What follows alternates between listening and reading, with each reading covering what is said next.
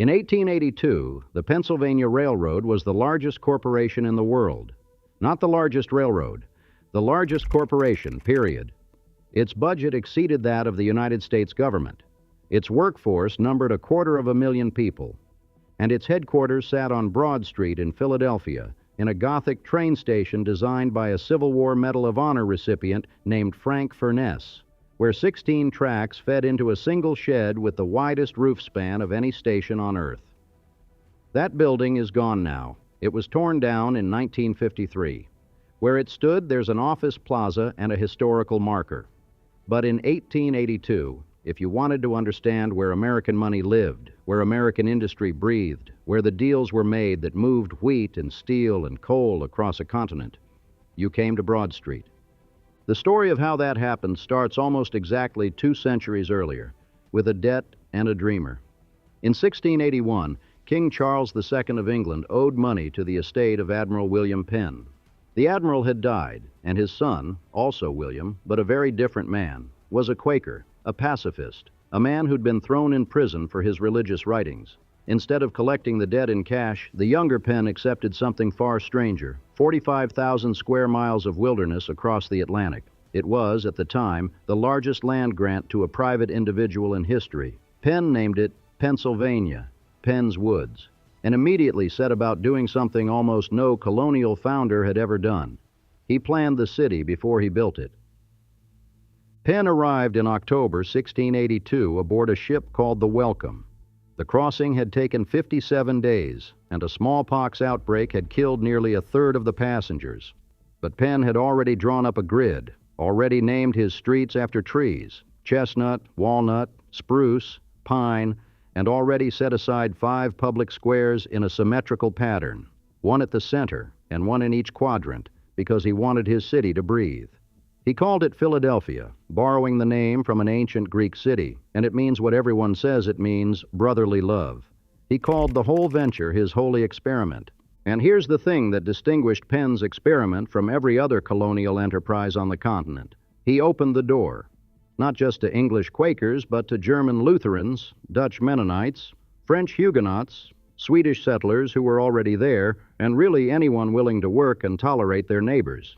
He even learned the language of the Lenape people and insisted on purchasing land from them through negotiation rather than simply claiming it by royal charter. The result was predictable in hindsight, but astonishing at the time. People came. By 1700, Philadelphia's population surpassed Boston's. By 1750, it was the largest city in the colonies. By the time the Continental Congress gathered in 1774, Philadelphia was the obvious place to do it. Not because it was the oldest city, or the most English, but because it was the most prosperous, the most diverse, and the most connected. Now, most people know the Revolutionary chapter, Independence Hall, the Liberty Bell, the Declaration, the Constitution. Philadelphia served as the nation's capital from 1790 to 1800, and during those years, it was the financial center of the country as well. The first Bank of the United States opened on 3rd Street in 1797, a marble-faced neoclassical building that still stands, one of the oldest bank buildings in America. The Philadelphia Stock Exchange, founded in 1790, was the first in the nation. Benjamin Franklin, who had adopted the city as his own in 1723, had already turned it into a capital of practical invention. The Lending Library, the Volunteer Fire Company, the American Philosophical Society, the University of Pennsylvania. By the time of his death in 1790, Philadelphia was synonymous with both commerce and learning, a city that believed you could make money and make sense of the world at the same time. But what fewer people appreciate is how quickly, after the federal government moved to Washington, Philadelphia pivoted. It didn't mourn the loss of political power. It went to work. The pivot was industrial, and it happened because of 2 rivers. The Delaware, broad and tidal, connected the city to the Atlantic. The Schuylkill, narrower and faster, powered the mills. By the 1820s, textile factories were multiplying along both watercourses and in the neighborhoods in between. Coal came down from the anthracite fields of northeastern Pennsylvania by canal and then by rail, cheap enough to fuel anything. And the genius of Philadelphia's industrial economy, the thing that would sustain it for a century, was its diversity. This was not a one-industry town. By the middle of the 19th century, Philadelphia made locomotives, ships, hats, carpets, cigars, pharmaceuticals, saws, sugar, and beer. 700 separate companies were producing textiles alone by 1900, and textile workers still represented only a quarter of the city's industrial workforce. If one sector stumbled, others kept humming. The business logic was diversity as insurance, and for decades it worked. Consider what was happening on Broad Street in the 1870s. The city had just pulled off something extraordinary, the 1876 Centennial Exposition, the first World's Fair held in the United States. The idea had come from a college professor in Indiana, of all people, who wrote to the mayor of Philadelphia in 1866, suggesting the country ought to celebrate its 100th birthday in the city where it was born. Philadelphia took him up on it. Congress was reluctant to spend the money. The country was still reeling from the Civil War and Reconstruction. So the city of Philadelphia put up $1.5 million, the state added $1 million, and Congress eventually came through with a loan of another $1.5 million, which the city had to repay. Nearly 250 buildings were constructed across 285 acres of Fairmount Park, all designed almost entirely by a 27-year-old German immigrant architect named Hermann Schwarzmann. President Ulysses Grant opened the gates on May 10, 1876, to a crowd of 100,000. Over the next 6 months, nearly 10 million visitors poured through to see what America had become a century after its founding. They saw Alexander Graham Bell demonstrate the telephone. They saw the Corliss steam engine, a 40-foot mechanical marvel that powered every exhibit in Machinery Hall through an underground network of shafts and pulleys. They saw the right arm and torch of the Statue of Liberty, still a decade away from completion, standing alone on the fairground like a strange monument to the future. They saw the Remington typewriter, Thomas Edison's automatic telegraph, and exhibits from 37 nations. The whole production cost over $11 million.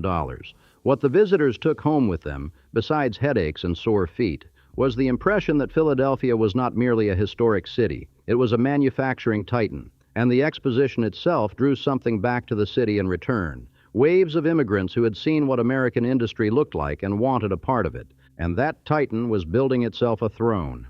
In 1871, construction had begun on a new city hall at the intersection of Broad and Market Streets, right on the center square that William Penn had set aside 2 centuries before.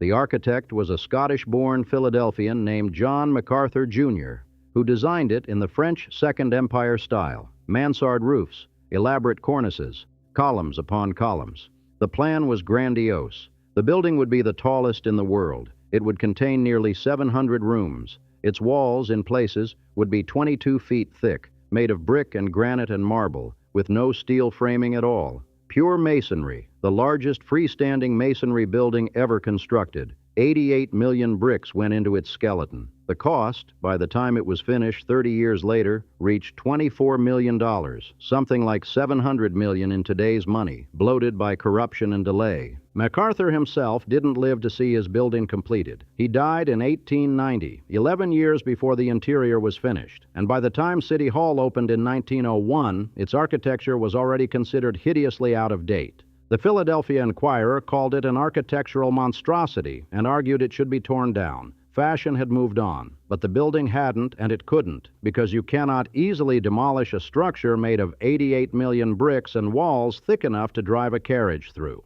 In the 1950s, the City Council actually investigated tearing it down and discovered the demolition would cost roughly as much as the construction had. So it stayed. And at its top, 548 feet above the street, Alexander Milne Calder's 37-foot bronze statue of William Penn gazed out over the city his father's debtor had imagined. For decades afterward, a gentleman's agreement held that no building in Philadelphia would rise above the brim of Penn's hat. Remember that agreement. We'll come back to it. While City Hall inched toward completion, the real energy of the city was concentrated a few blocks south and east, in the industrial districts that sprawled along both rivers and deep into North Philadelphia. The Baldwin Locomotive Works, founded in 1831 by a jeweler named Matthias Baldwin, who saw a business opportunity in the new railroad craze, had grown into something colossal. Baldwin's first locomotive, Old Ironsides, was a 5-ton contraption with wooden spokes and a top speed of 28 miles per hour. He hand-bored the cylinders with a chisel fixed in a block of wood. By the 1880s, Baldwin employed 3,000 men and was shipping 600 locomotives a year to railroads in Russia, Central Europe, and Australia. By 1906, the peak year, the factory on Broad Street turned out over 2,600 locomotives with a workforce of 18,000, running around the clock in shifts. The complex sprawled across 8 city blocks, from Broad to 18th Street, from Spring Garden to the Reading tracks past Noble Street. 70 buildings. The largest locomotive factory in the world, producing machines that were sold on 6 continents. And Baldwin wasn't even the most famous manufacturer in town. That distinction, at least in the popular imagination, might belong to John B. Stetson, who arrived in Philadelphia in 1865 with $60 borrowed from his sister and a one-room hat repair shop at 7th and Callowhill. Stetson had been a hatter's son in New Jersey, had gone west for his health, and had come back east with an idea for a wide-brimmed, high-crowned hat made of felted fur. He called it the Boss of the Plains, and he let the product speak for itself. He didn't send advertisements to Western merchants. He sent hats. By 1874, he'd moved his operation to a 9-acre campus in Kensington. By the turn of the century, the Stetson factory employed over 5,000 workers and occupied nearly 1.5 million square feet, the largest hat factory in the world. Stetson paid above-scale wages, offered profit sharing, built a free hospital on the factory grounds, provided below-market rate mortgages through a company building and loan association, and held weekly orchestra concerts in a 5,500-seat auditorium, the largest in Philadelphia when it opened in 1906, 3 months after Stetson himself died. He gave Christmas bonuses, hats for single men, turkeys for married men, gloves and candy for women. None of this generosity was accidental. It was a strategy, and an effective one. It kept his workers loyal and his factory non-union. Between 1947 and 1968, Stetson's revenues would fall from $29 million to about $8 million, a casualty of the hatless era. The Philadelphia plant closed in 1971. The auditorium, the gymnasium, the clock tower, they burned in 1980. But we're getting ahead of ourselves. Down on the Delaware waterfront, in the Kensington neighborhood, another dynasty was rising. William Cramp, the son of German immigrants, had opened a small shipyard in 1830, building wooden vessels with a handful of workers. His sons joined him, and by the 1890s, William Cramp and Son Ship and Engine Building Company employed 5,000 men. It was on par with Harland and Wolff in Belfast, the builders of the Titanic. In November 1894, 25,000 people surged through the gates of the Cramp yard to watch the launching of the SS St. Louis, the largest passenger liner yet built in the United States, 11,000 tons, powered by twin steam engines, nearly 2 football fields long. President Grover Cleveland was in the crowd. The First Lady christened the ship. The yard had already launched the USS Indiana, the first true battleship in the United States Navy, and the USS Baltimore, whose construction cost over $1.5 million. Cramp-built vessels comprised 3 of the 5 capital ships that defeated the Spanish fleet at Santiago de Cuba in 1898. The Imperial Russian Navy was so impressed it commissioned a state-of-the-art cruiser, the Variag, from the Philadelphia yard. Smokestacks soared above Kensington's row houses. A railroad ran through the building so finished components could be wheeled out across Richmond Street directly to the docks. By 1900, the city's population had reached 1.3 million. It had more than doubled since 1860, fed by wave after wave of immigration, Irish, German, Italian, Jewish, and later black Southerners who came north looking for factory work and a measure of dignity. The Italian population alone surged from 516 in 1870 to over 76,000 by 1910. These people didn't just fill the factories. They built neighborhoods with their own churches, their own newspapers, their own commercial streets. South Philadelphia became Italian. Kensington was Irish. Germantown, predictably, German. The Northern Liberties mixed everyone together. Each neighborhood had its own economy, its own identity, its own way of walking to work. And at the center of all of it, literally physically, at the intersection of the 2 grand avenues, was Broad Street, which by the early 20th century had become Philadelphia's spine. Broad Street ran north-south through the city, straight as a rifle barrel, and along its length clustered the institutions that defined what Philadelphia believed itself to be. Start at City Hall, that hulking Second Empire wedding cake, and walk south. You pass the Masonic Temple, a Norman Gothic fantasy completed in 1873. You reach the Academy of Music, which opened in 1857 and is still the oldest grand opera house in the United States that's continuously used for its original purpose. Its interior was modeled after La Scala in Milan, and when it opened, it seated 2,900. Then the Bellevue-Stratford Hotel. The Bellevue-Stratford deserves its own paragraph because it was, for half a century, the social and political headquarters of the city.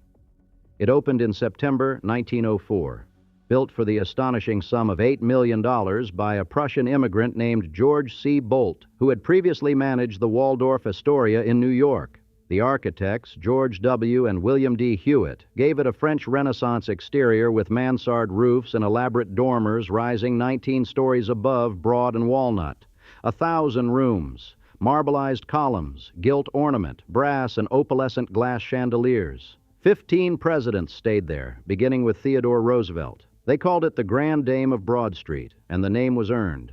The Bellevue-Stratford was where Philadelphia's establishment held its charity balls, its society weddings, its political meetings.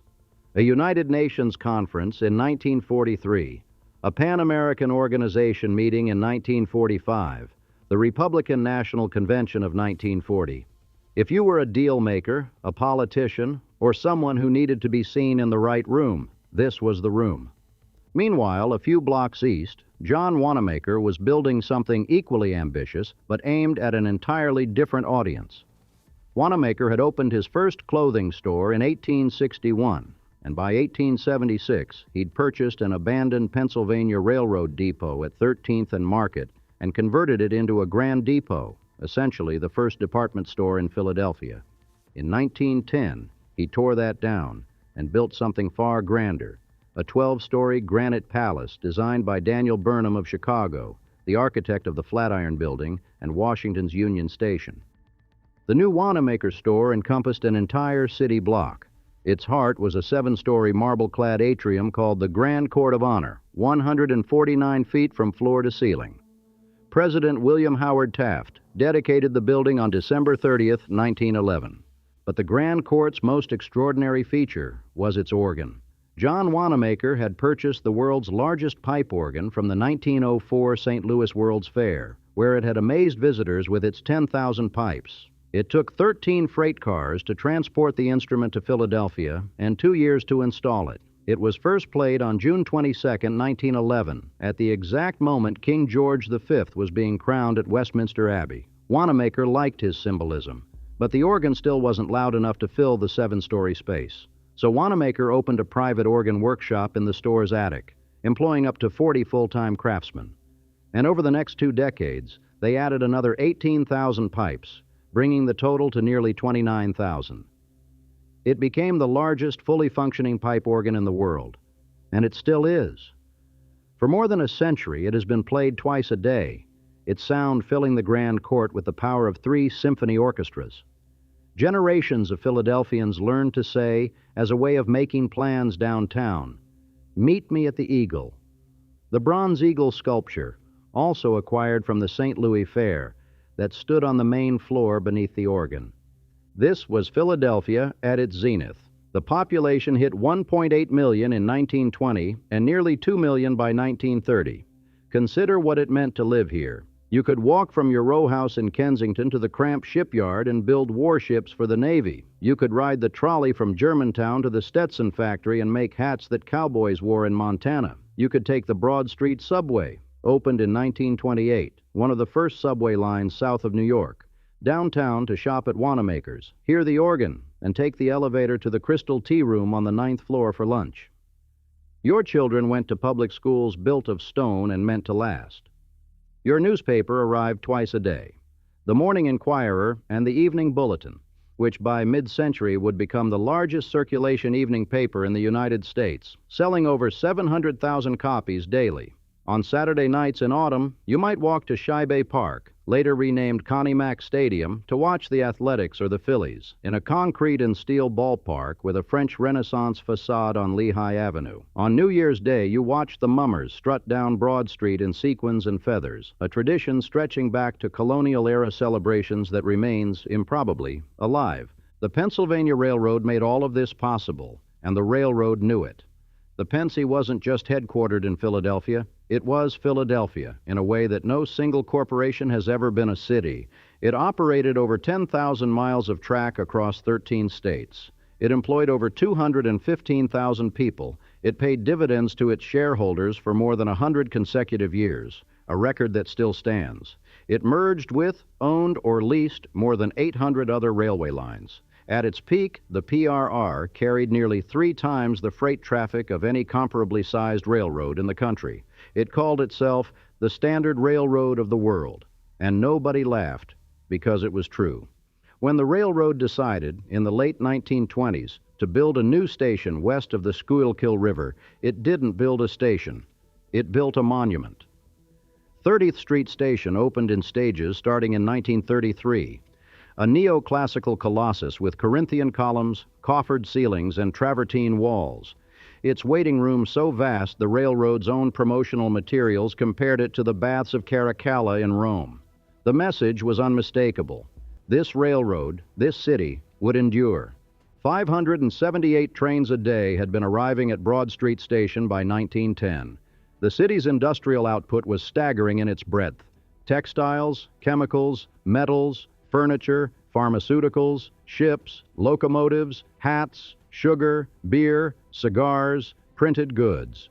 The Reading Terminal Market, housed in a train shed dating to 1893, was feeding the city with Pennsylvania Dutch specialties, artisan cheeses, fresh produce from Lancaster County.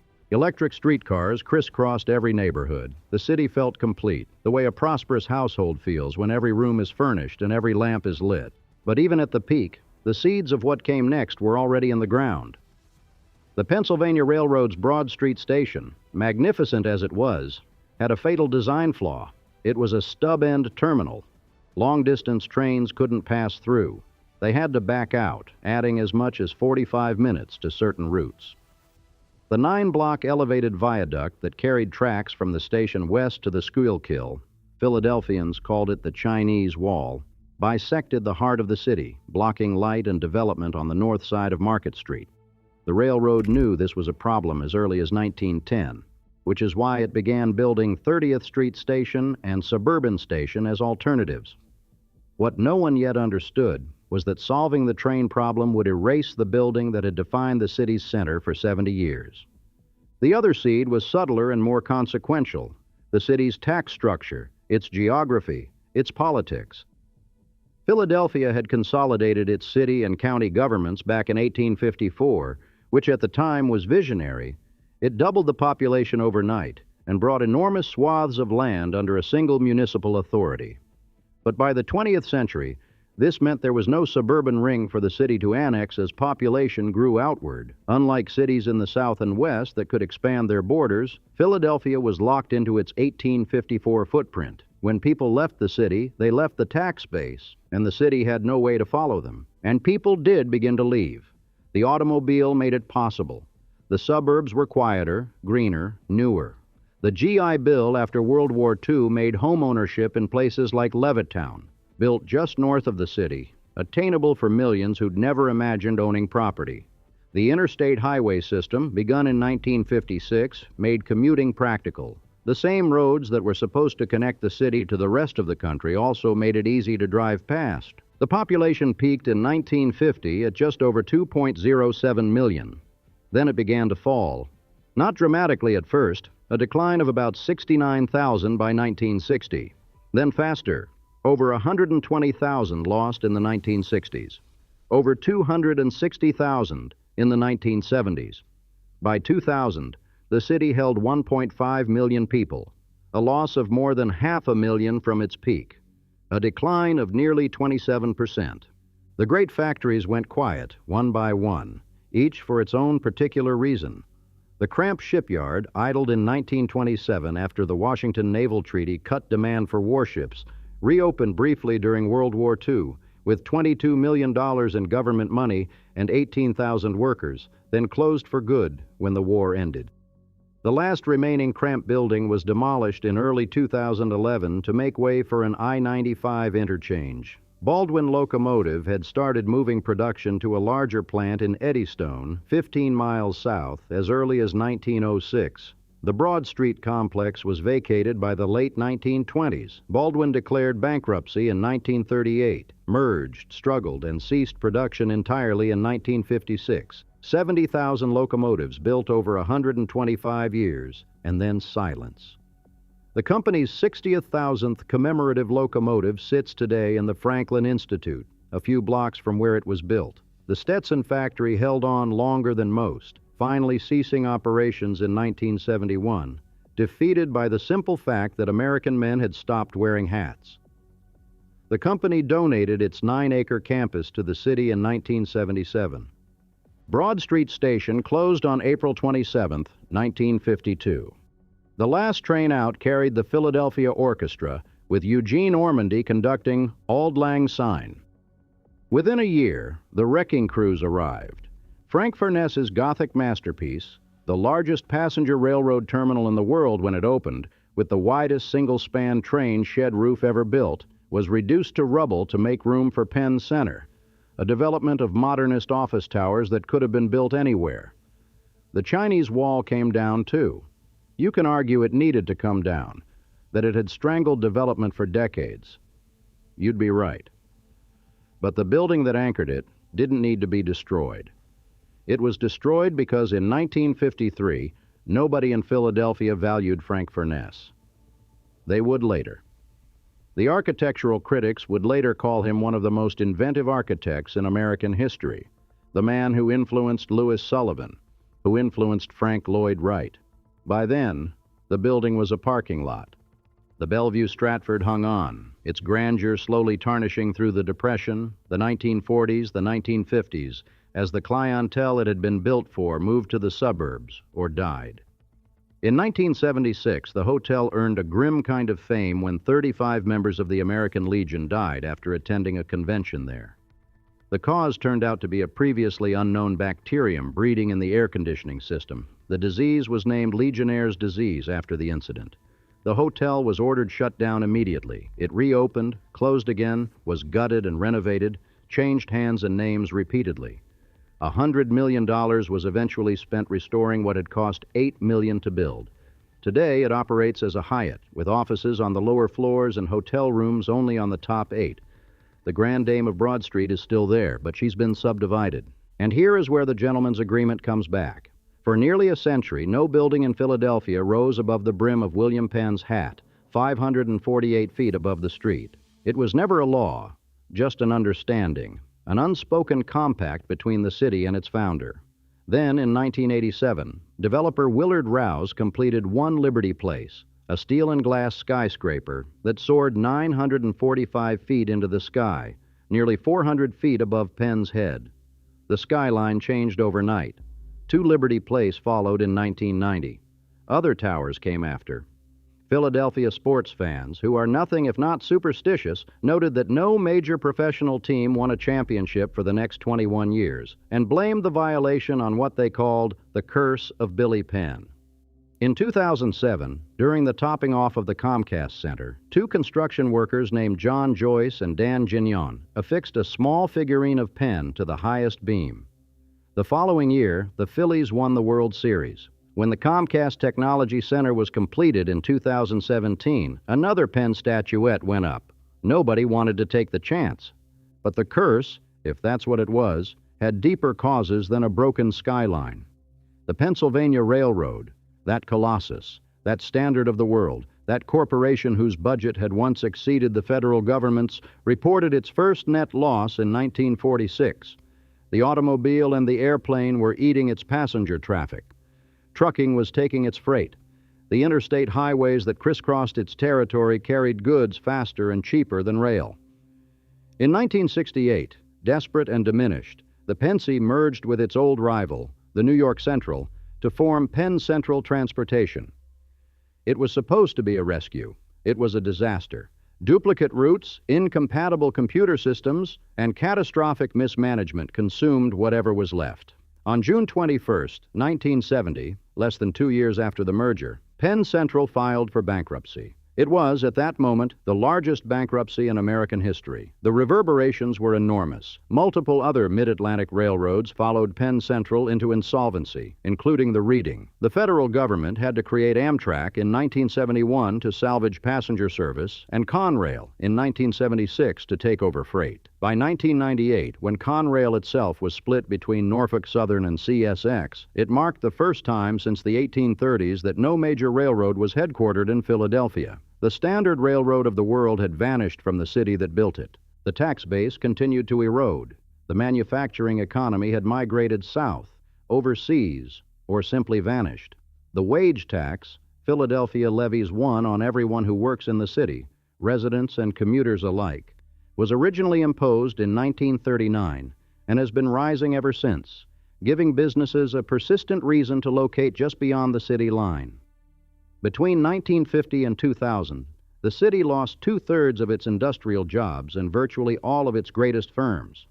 The Navy Yard, once one of the largest naval installations in the world, was decommissioned in 1996. The streetcars stopped running on most lines. The newspapers shrank. The Bulletin, once the largest circulation evening paper in America, folded in 1982. The department stores that had made Market Street a destination, Wanamaker's, Strawbridge and Clothier, Gimbel's, Litt Brothers, closed or were absorbed by chains that didn't understand what they'd bought. Wanamaker's itself passed through a bewildering succession of owners, sold in 1995, rebranded as Hecht's, then Lord & Taylor, then Strawbridge's, then Macy's. The Macy's store finally closed in March 2025, leaving the Grand Court and its 29,000 pipe organ with an uncertain future. The building is a National Historic Landmark. The organ is a protected interior feature under Philadelphia's preservation laws. But a landmark without a purpose is a building waiting for someone to decide what it means. There's a particular quality to walking Broad Street now that's hard to describe to someone who hasn't done it. The scale is still there. The buildings are still enormous. The avenue is still wide. City Hall still anchors the whole composition with its absurd, beautiful, indestructible mass. The Academy of Music still hosts the opera. The Kimmel Center, opened in 2001, brought a new concert hall to the avenue. The corridor from City Hall south to Washington Avenue has been rebranded the Avenue of the Arts. And on a good night, when the theaters are lit and the restaurants are full, you can feel something of what the street once meant. But the factories are gone. The shipyard is gone. The locomotive works is gone. The hat factory is gone. The train station is gone. The population has stabilized. It actually grew slightly between 2000 and 2010, the first increase in 60 years, driven by immigration and by young professionals drawn to a housing market that was, by Northeastern standards, remarkably cheap. But it hasn't recovered anything close to what was lost. The city that held 2 million people in 1950 holds about 1.55 million today. What remains is the grid, William Penn's grid, Thomas Holmes' grid, those straight streets running east-west between two rivers named for trees that were growing here before anyone imagined a factory or a railroad or a skyscraper. Chestnut, walnut, spruce, pine. The 5 squares Penn set aside are still parks. Rittenhouse, Washington, Franklin, Logan, and Penn Square, where City Hall sits, right where Penn always intended a public building to be, though he could never have imagined this one. The Reading Terminal Market is still open, still crowded on Saturday mornings, still selling scrapple and soft pretzels and Amish baked goods in a train shed that predates everything around it. Rittenhouse Square in spring is full of people who look like they have nowhere else to be. The Italian market on 9th Street still hangs its produce outside, still fills the sidewalk with bins of peppers and eggplant and imported cheese, though now the signs are as likely to be in Spanish or Vietnamese as in Italian. The row houses, Philadelphia has more row houses than any city in America, still line the side streets in their endless brick ranks, many of them still owned by the families who bought them when a factory paycheck could cover a mortgage. The organ in the Grand Court is silent now, or nearly so. The building changed hands, And what comes next is anyone's guess, whether the pipes will play again for shoppers who aren't there, or for concert audiences, or for no one at all. But the instrument itself hasn't changed. 29,000 pipes, some of them 120 years old, arranged across 5 stories of a 7-story atrium in a building designed by the man who designed the flatiron. The console has 6 keyboards. The sound, when it plays, is the sound of a full orchestra, or 3 orchestras, filling a marble room that was built to sell dry goods and ended up holding something that no one involved in the transaction could have anticipated, a city's memory of itself. Broad Street runs north from City Hall into neighborhoods that were once so thick with factories the smoke dimmed the sun. It runs south past the Academy and the Bellevue and the old theaters into what used to be the most densely populated part of the city. At its intersection with Market Street, the building that took 30 years to build and couldn't be torn down still stands, still holding its nearly 700 rooms, still bearing its 250 sculptures, still anchored by walls 22 feet thick. On top of it, Penn's statue, 53,000 pounds of bronze, cast in 14 sections at the Tacony Iron Works in 1894, faces northeast toward the river where he arrived on a ship called the Welcome in a city that did not yet exist, with a plan for streets named after trees.